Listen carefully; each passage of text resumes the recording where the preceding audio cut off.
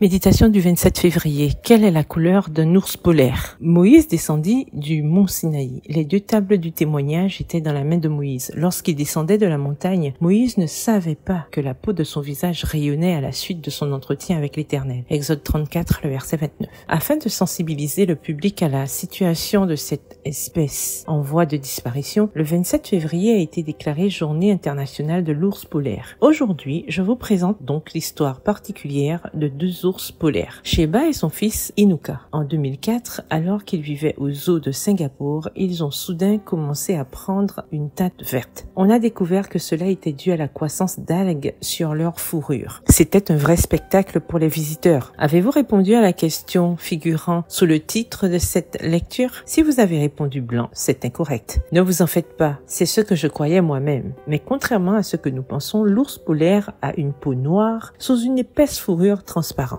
Mais pourquoi le voyons-nous blanc? Cette belle couleur est le résultat du reflet de la lumière du soleil qui est piégé dans ses poils creux et transparents. Les bulles d'air contenues entre ces creux donnent l'impression optique d'une couleur blanche. Mais l'ours polaire n'est pas blanc en soi. Il est un résultat de quelque chose. Lorsque Moïse est revenu de la présence de Dieu après 40 jours, la peau de son visage brillait, non pas d'un éclat qui lui était propre, mais du fait d'avoir été au contact de Dieu. Il est clair que celui qui passe du temps avec Jésus reflètera sur le monde la couleur la plus pure des splendides rayons du soleil de justice. Notre vie en soi est aussi noire que la peau de l'ours polaire et aussi insignifiante que sa fourrure incolore. Cependant, la couleur que nous reflétons est le résultat des choses que nous laissons entrer dans notre vie. Un exemple est celui de Sheba et Inuka, qui ont reflété la couleur des algues vertes attachées à leur fourrure. Maintenant que vous connaissez la couleur de l'ours polaire, posez-vous la question: quelle est ma couleur? Arrêtez votre écoute ici et méditez sur les choses auxquelles vous avez consacré le plus de temps ces derniers jours.